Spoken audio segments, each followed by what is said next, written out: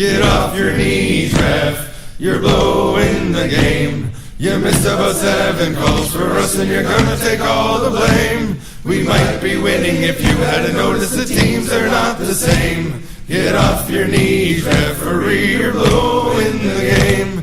I'm not sure you know the rules. You see what that feller just did? He sticked me and hooked me and elbowed and pushed me and laughed all about it. But if I go over and give him the knucks, I'll be sitting there in the box. It seems to me that you only see when the other team's taking the shots. What's up, guys? Welcome to another episode of the Unlucky Puckheads podcast. My name is PA Jetsfan, and I am joined, as I always am, by my brother and partner in crime, CK. Hello again. How's it going, everybody? Well, it's going quite well, and we have a bit of a new episode type to do today. I guess I'm going to throw this in with kind of the off-season stuff we do that's not directly related to any real current events with hockey. So this is just going to be sort of like an introduction episode for all of us. Well, that fits because we're not really part of any current events in hockey either. I guess. I mean, we could be, though, but, you know. I mean, if just talking about it unendingly, if that, that fits, I guess we fit there, I suppose. Yeah, it really does. But anyway, so this is going to be sort of an introduction episode. We're going to ask some questions about ourselves so that the listeners can get to know us. I know a lot of the older podcasts are kind of lost to time because SoundCloud has gone crazy. So this is going to be our official introductions episode, and this is how you'll get to know us. So without further ado, let's get started. So CK, first question. Where are you from? That's a good question. I am originally from central Pennsylvania. I lived in central Pennsylvania for a few years, lived in Kentucky for a few years, then northeastern Pennsylvania for a portion of time. And then from northeastern Pennsylvania, eventually I found my way back into central Pennsylvania again, and then down to South Carolina. So now I'm from South Carolina, and I've been down here for almost 3 years now. So it's been a good chunk of time. Definitely a change of pace. There's a different type of hockey atmosphere down here, but thankfully there is one. I was afraid there wouldn't be, but there actually is a pretty core group down here that does enjoy hockey, so it's pretty awesome. That's all about me. Go Stingrays. And for my answer to that question, I was born in northeastern Pennsylvania, the same place you lived after you came back from Kentucky. I have lived my entire life here. I've never really left. I lived in central Pennsylvania with you for a little bit, actually, and then moved back. And I eventually moved away from my hometown, and I'm living about 10 minutes away from there now. So, I've stayed in the same place. In Pennsylvania, I'm thankful because it does have a bit of a larger hockey culture than South Carolina does, but at the same time, I do envy South Carolina. Just a smidge. Yeah, just a smidge. It's probably worth mentioning, too, that there is almost 16 years between us. Yes, we are brothers, but you are way older than I am. But we get along pretty well, I think, for the age gap. We're very, very much alike, which that's what makes the cast work quite a bit, because we work pretty well off of each other. You mean way older? You are an old man. Come on, you're a senior citizen. You're getting there. My heart is injured by you. We're done. Sure, go ahead with the next question, CK. All right, no problem. So, what is the story behind your screen name? I think mine is pretty self-explanatory. I'm from Pennsylvania. I'm a Winnipeg Jets fan. I am PA Jets fan. That's pretty much it for me. Well, thank you for going into such massive detail. Oh, I stole it from you because you were PA Wild fan. I stole it from you. Yeah, I was PA Wild fan on PlayStation Network and a couple other games, so that's where I got that. CK is actually also from a gamer name. Back when World of Warcraft first launched, myself and a few friends started playing that, and my tune's name was Chickenheart.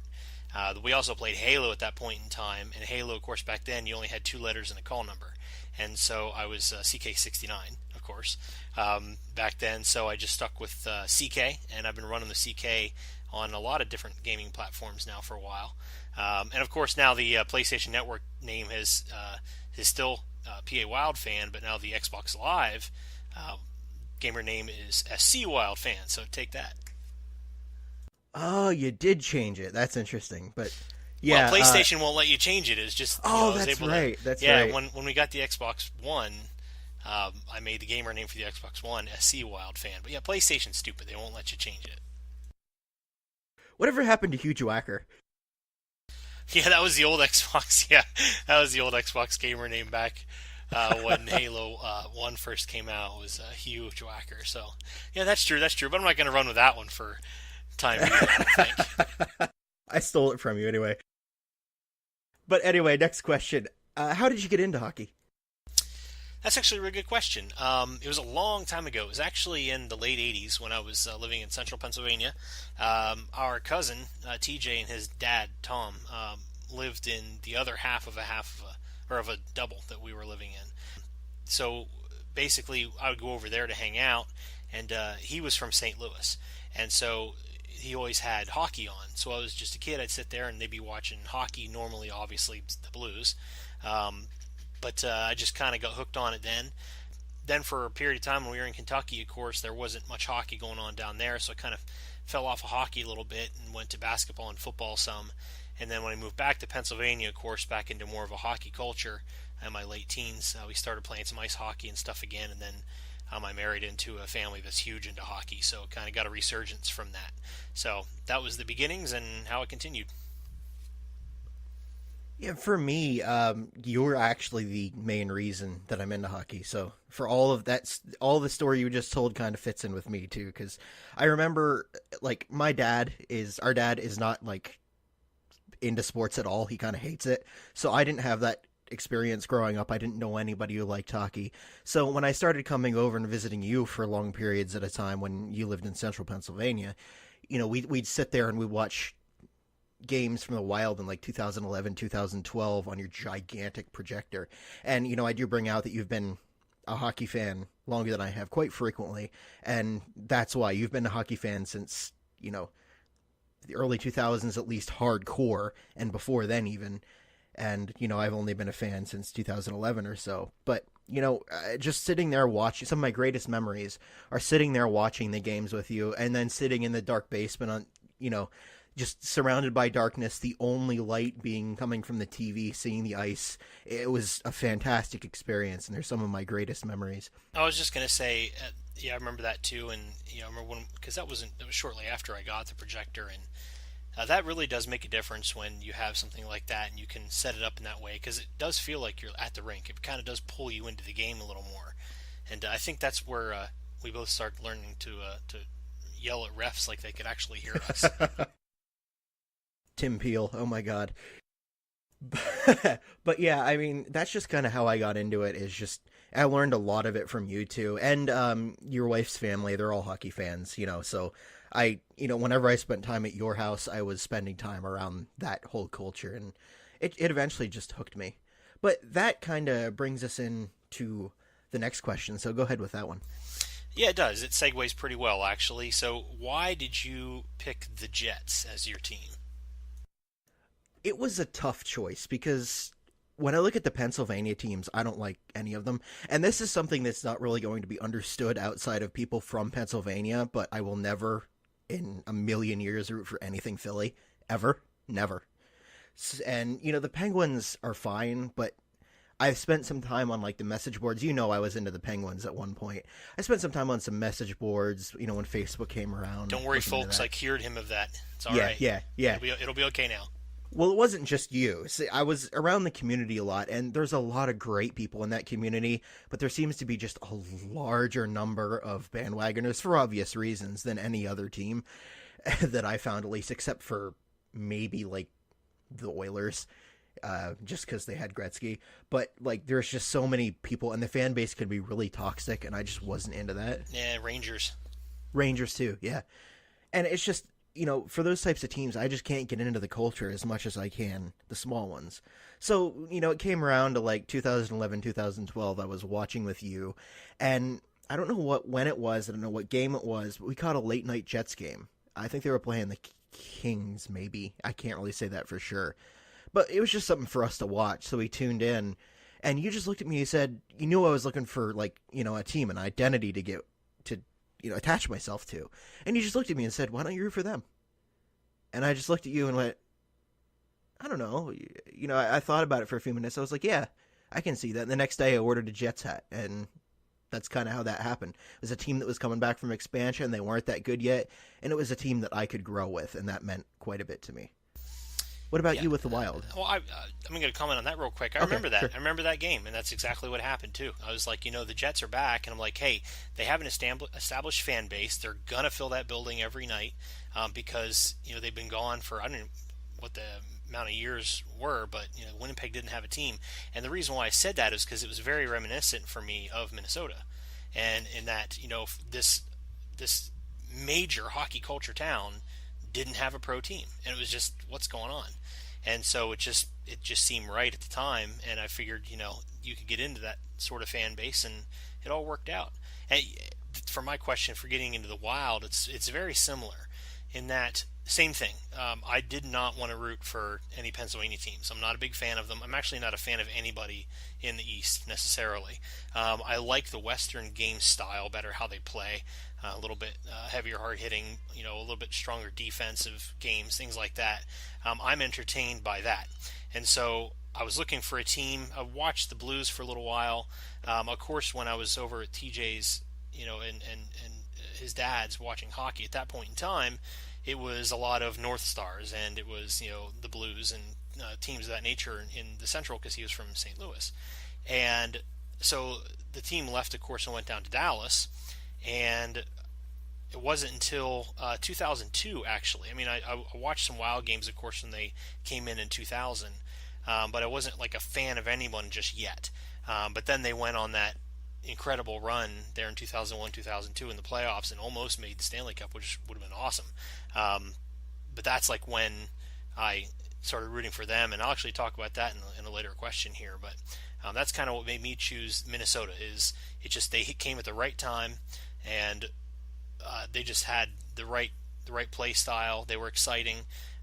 They were new back in the North Stars, of course, had gone to Dallas, and Minnesota has came back as the Wild. So it was just it was just the right time and the right team, and I don't know. I just latched on like a leech and haven't let go since.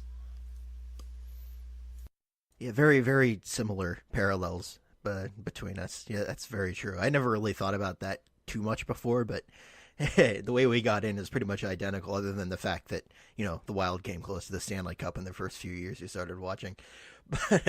So, on to the next one. What's your favorite memory of hockey? My favorite memory of hockey, and I was going to ask you about this question. Do you mean like in professional level or just favorite memory, period? We're gonna get to like watching professional hockey and stuff later, but specifically just any type of hockey. All right. Well, personally, then it would probably be like one of the first times that I played in one of the alumni games in Central Pennsylvania, where there are a lot of the old Flyers, Penguins, Bruins, some Devils. There's a couple of Blues players that came out, but it's called Pucks with Pros, and it's an alumni for charity event for breast cancer. And so there was like old classics like John Wensink, who I knew just because he's the guy who challenged the entire North Star bench to a fight. Other players. Oh boy, there's so many. Chelios showed up the one time. Like just meeting Really? these guys who, were huge names in the day and still are in the community, and being able to skate with those guys for 3 games, that was awesome. And getting autographs and everything, and feeling the culture, and in the dressing room and hearing the stories during the warming party the night before. That was an amazing experience, and it was also, of course, for an awesome cause, and that was just fantastic moment of hockey, and I won't forget that. And I played in a few of them since, but the first one is always the best. Yeah, I didn't know Chelios was there. Actually, that's really cool. But He was not the first one. He was there the third one I played. There was a couple of different players for the first one. I couldn't remember what the entire roster was, but I think there's 20, 21, or 22 ex NHL players that came out, and so that was pretty cool. yeah, indeed, that kind of blows mine away. Well, in a different way, but mine is just I used to be a member of the 501st Legion, which is Star Wars costumers. I'm retired right now. Just kind of got out of it for a little bit. Got a little bit stressful, but back when I was actually still a member, I live very close to Wilkes-Barre, Pennsylvania, and of course the baby Pens are up there. And every year, the 501st comes to the game in order to just kind of support the community, to bring Star Wars to their Star Wars night, basically. And it was really cool because the first year we did it, I brought my little cousin with me just to be able to actually watch the game. And, we dressed downstairs. It's where we put all our costumes on and everything. And they put us in the locker room of the mascot, who I cannot remember the name of right now for some reason. So we were in his locker room, and we were directly across from the Penguins locker room. So a couple of the guys came over from the Penguins locker room and were just chit-chatting with us. And Brian Rust, I think, no, it wasn't Brian Rust. It was, who's their captain?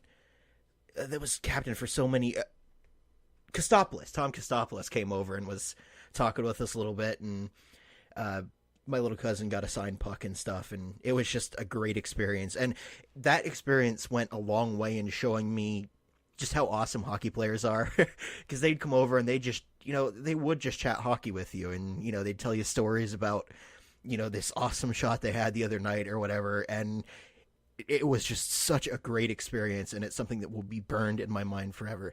And then next year after that, I got to meet Lucasfilm animation director Dave Filoni at that game. So, that every year. One. That's awesome.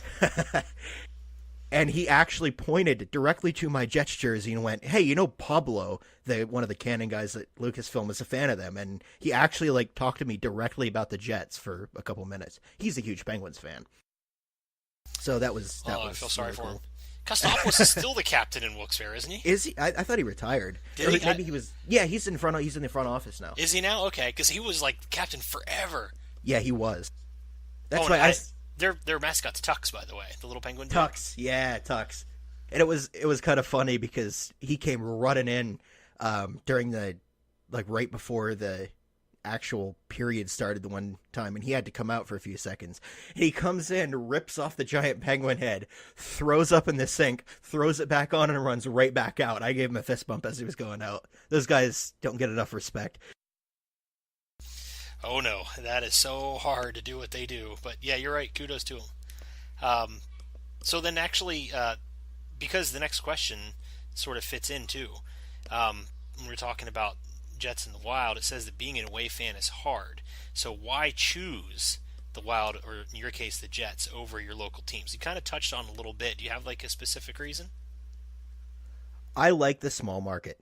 That's it for me. I don't like the huge, flashy teams. Winnipeg was just perfect because we already touched on some of the reasons behind it. And, one of the big reasons I actually chose it is because it has great fans, it's a great city, and I know that means a lot to you as well. You're absolutely right, it does. And yeah, it's the culture of the team and the culture of the fans, and that's the important part. Minnesota has obviously never really been a major cup contender. Yeah, playoff contender quite a few years in their since 2000, but never really a major threat. But they sell out and sell out and sell out and sell out just because their fans love the game of hockey and they know the game of hockey. You watch games in Las Vegas or in Florida, and you get people booing and hissing and stuff at things that, well, it's pretty obvious. That doesn't happen quite as much in Minnesota. They understand the game so well. And then when Minnesota fans are upset, they have good reason to be for, they know. They know the game. They know what's going on. So when they're upset, something's not going right. And then also when I flew out to Minneapolis, St. Paul a couple years ago to check out a home game for the first time, just the area is incredible. Land of 1,000 lakes and all. But every public park in town has 2 or 3 hockey rinks at it. It is such an important part of their culture there in those cities that you can just go play a pickup game anywhere. And I'm so used to, even in central Pennsylvania, I have to drive an hour to get to a decent ice rink in Hershey or whatever. But to be able to literally just drive 2 minutes anytime you want and play a game and pick up hockey, that's awesome. And I, especially down here in South Carolina, it's an hour and a half drive normally to get somewhere decent. So I'm glad I picked the Minnesota Wild. It's been a real fun ride. I'd like to see them win a cup at some point, but obviously more important is the skill and the fun of the game. So that's Minnesota for me. Yeah, and really, I agree with everything you just said. Winnipeg, the thing about Minneapolis, St. Paul is and all of Minnesota, it's just South Canada. It really is just South Canada. So, that means a whole lot to me too. The fact that, if you go to Winnipeg, an ice rink on every corner. Like it's big there. People know what they're talking about. It's a culture, and that just makes it. You saying Minnesota's Canada's Dingle? I am actually saying that. That's a pretty good. It's kind of like Canada's Florida, I guess. But I've just offended a bunch of Minnesota Wild fans. That's where old Canadians go to die. Actually, yeah, a little bit. Occasionally, you'll see that. Well, tell me when Mike Milbury moves there, okay? Yeah, right. He's going to be on the air until he literally dies on the seat. That'll be the most watched episode of... No, I'm sorry. It would, though. Okay, moving on. So, besides Brizgalov, of course, because Brizgalov is the best NHL player of all time, who is your favorite former NHL player? We'll start with former. That's pretty easy. And it's actually a tie between two, honestly. If you're asking me about like certain like offenseman or a skater, put it that way, Brett Hull. I thought Brett Hull was awesome and fun to watch, and that's basically because he's like the guy I really started watching there in the late 80s, and early 90s, and like his skill, he and his dad both. Just because that's who I was watching. I didn't really have a choice in the matter, but that's who I was watching, so that's who I really thought was great. But overall, my favorite player is actually still Dominik Hasek. The Dominator was fantastic. He was so much fun to watch, and there still hasn't been a goalie that plays like him, or could. And like that is partly because of my wife and her family. We're big Buffalo Sabres fans, and so of course, Dominic played for a few different teams, but they were huge fans of his too. And so again, watching those games, I got to watch some of Hasek before he retired, and he was just stupendous. And the stories after he retired were hilarious too. Like his wife actually called the general manager up in Buffalo 2 years after he retired and begged for them to let him come back and at least play backup or something, because he was getting up at like 4:15 every morning and making the whole family go out for jogs and runs and work out and stuff, because that was his schedule. Now he was at home, and so he was making everybody else do all this stuff. Oh, he is a fantastic person. All right, what about your favorite current NHL player? Currently, probably my favorite player in the league. That's a tough one. I'm a huge fan of Mikko Koivu. Just the way that he runs the team, the type of captain he is. He's kind of hands off and quiet, it seems like. And I actually never really felt that way. I liked usually your power forwards and things. But I was at a game, and I actually scored seats. It was in Raleigh. At the Hurricanes game, and I was literally the first seat behind the glass, behind the players' bench. And in Carolina, there's like a little gap between the glass, and you can actually hear the players talking. And I could hear Mikko on the bench during the game, and I never realized it, but the man is like a human computer. Like, he knows the stats, the tendencies, like he knows everything about the game. And he sat there the entire time talking to every player on the bench. I understand why he's captain. I also understand why the other players on the team, after everybody's like, oh, Zach Parise should be captain, or Brian Suter should be captain. Mikko Koivu never seems to talk. He doesn't seem to get fired up, and et cetera, et cetera. But sitting behind the glass, I realize why that is, and the type of leader that he is, and why he's so respected in the locker room. That's Mikko Koivu is a big, big, big favorite of mine right now. Yeah, I could absolutely see that. He is a fantastic player. He's so ingrained in Minnesota, I think, and he is pretty amazing. He's kind of tapered off, and that's probably another reason too. He took pay cuts to stay in there, and so that Minnesota could pick up Suter and Parise. He is very loyal to the team, and that's really important too. Yeah, and he has tapered off over the past few years, but I mean, he's getting old and he's still good. So, I definitely agree with that selection. For me, though, okay, I'm going to go the other direction with you, and this is for, who's my favorite former NHL player, and I'm going to split it up into a goalie and a skater like you did.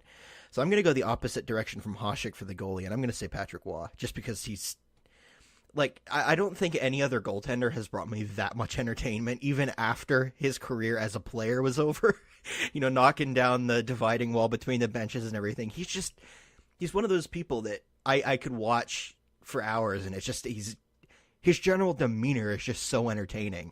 And I know people are put off by the attitude a little bit, but I mean, it's just, he is hilarious. He's fun to watch. He's a great goaltender. I really enjoyed watching his highlights, and yeah, I think he's my favorite former NHL goaltender. And then player for me is no question about it, Mario Lemieux. I absolutely love watching his highlights. I think if he hadn't been plagued with illnesses and just all those unfortunate circumstances, he probably would have been a lot closer to Gretzky than he was. He was definitely a top-tier NHL player and a complete legend. Absolutely.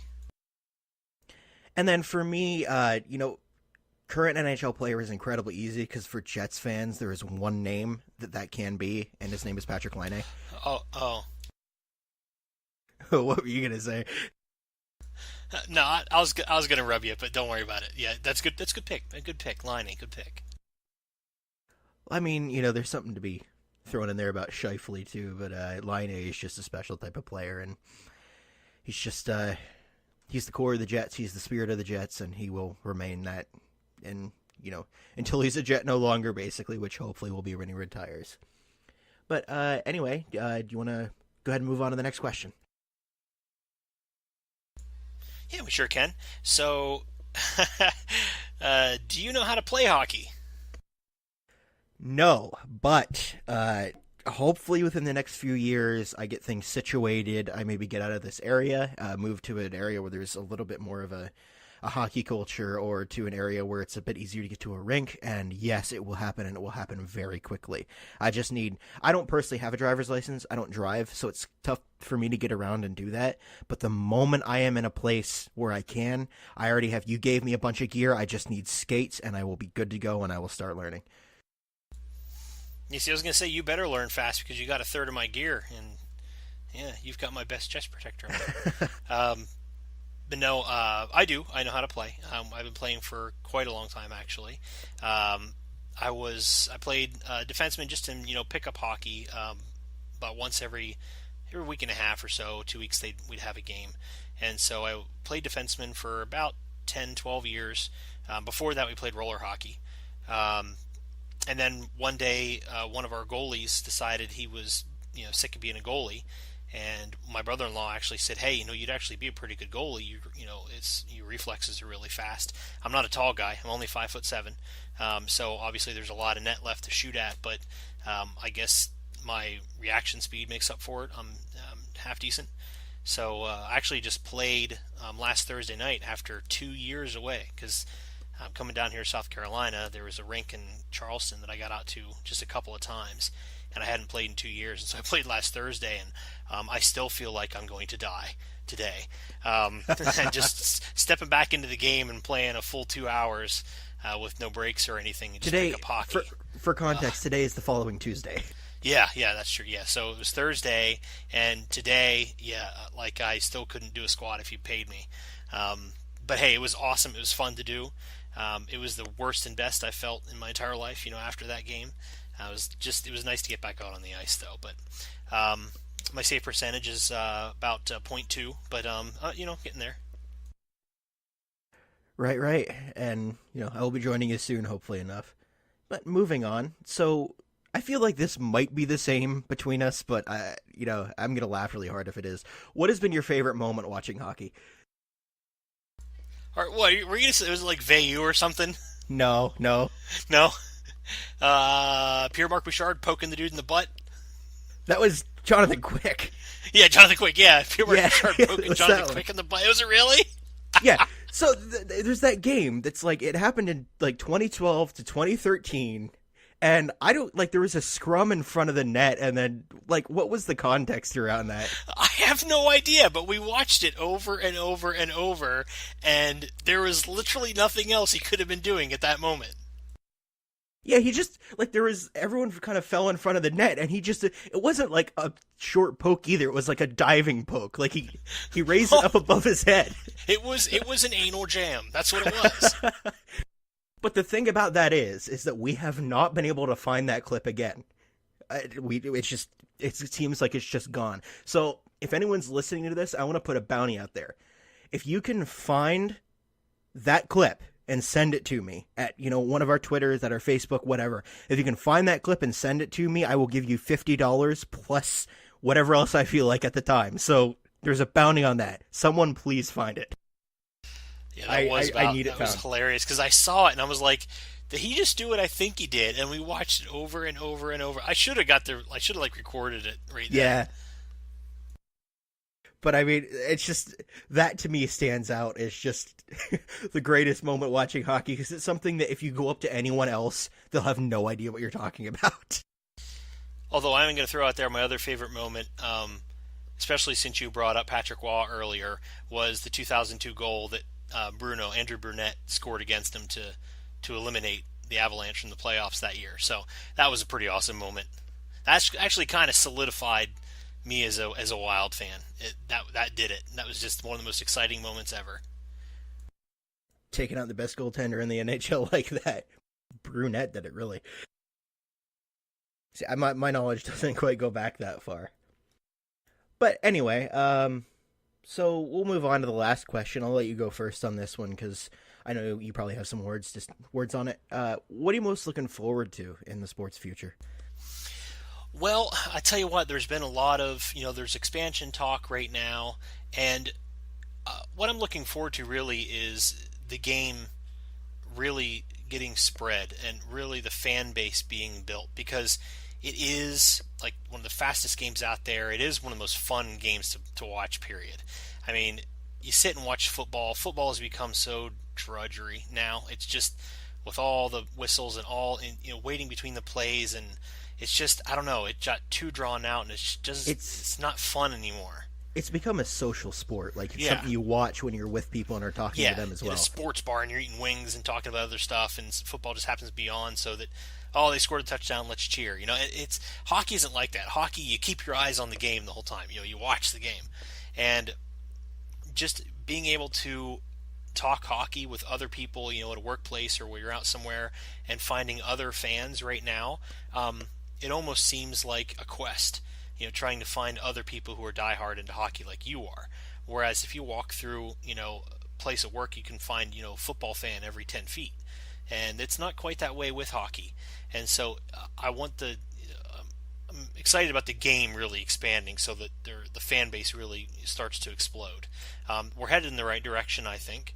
And then the other thing is, I really like the idea of, obviously not NHL, like spreading into areas like, to China, where they were going to play a couple of games, I think, again this coming year. But just knowing that the sport is becoming more global, besides just, Canada, the States, and Europe, it's really starting to expand far beyond that.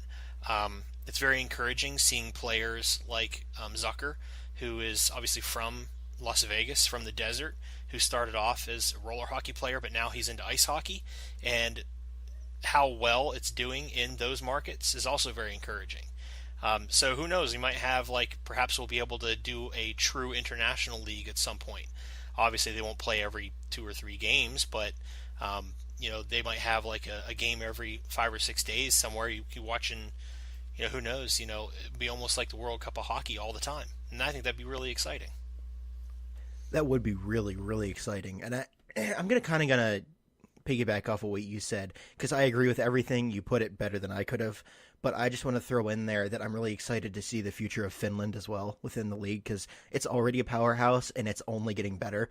And I love Finland. I love the Finnish people. And it's just so awesome to see so much talent and so much love for the sport coming out of that country specifically. And, I think we're going to see a lot of great things from them as well. I completely agree. Koivu, that's and the players that come out of there, the hilarious thing is, you never want to make Mikko Koivu angry, because you won't know he is. He just they're so stoic, but yet so serious, but their level of effort in the game is always so evident. They always have skill. They always have there's this I don't even know what would you call it? The attitude they have. It's just a level of determination. Yeah, maybe. That's it spawns from love of the sport. But yeah, I mean, and it's just the future for them is bright. And you know how much I love Joel Armia and Kotkaniemi is coming into the league now, and we're just seeing an explosion of Finns. It feels like, and you know, I love that country, and I want to see that happen. And like I said, I hope we get to see sort of a more often World Cup of hockey, maybe do the FIFA thing. But the first step to that, I think, is going to have to be getting the Olympics back, which I know is a whole other argument. But you know, we'll have to see what develops with that. But regardless, it is growing, and I can't wait to see it get even bigger. So that's it for our basic questions. Do you have any closing comments or anything else you want people to know about you? Anything else that you want to say? Now's the time to do it. Well, that's not really at the moment. I mean, I'm really looking forward to the season starting, so we can obviously these first 2 episodes of the Unlucky Puckheads podcast really haven't really got into anything too meaty. So I'm really looking forward to when we can really start getting critical is a good word on the players, but then of course especially the referees and of course the announcers. We'll have to get all over those guys. But basically all I really have to say right now is to any listeners we would have, thank you very much for listening to the Unlucky Puckheads podcast, where everything's made up and the points don't matter. That's right, just like Corey Crawford's save percentage doesn't matter. So just want to thank you very much. Yeah, absolutely. I'll echo those statements, and I guess I'll take us out there. So, again, I'm going to plug it again. You can look forward to our regular episodes starting on October 6th, and those will be weekly. You can follow us on Twitter at UPH Podcast. You can follow us on Facebook at The Unlucky Puckheads, and you can shoot us an email at uphpodcast@gmail.com. There is also a website coming soon that I'm working on, so keep an eye out for that. And, of course, our main hub for all of our podcast stuff is unluckypuckheads.podbean.com. So this has been our Get to Know Us episode. We hope you enjoyed it, and we hope you have a little bit better understanding of where we're both coming from now. So we will see you guys probably when the season starts, maybe before then. We'll see what happens. See you guys later. Easy, everybody.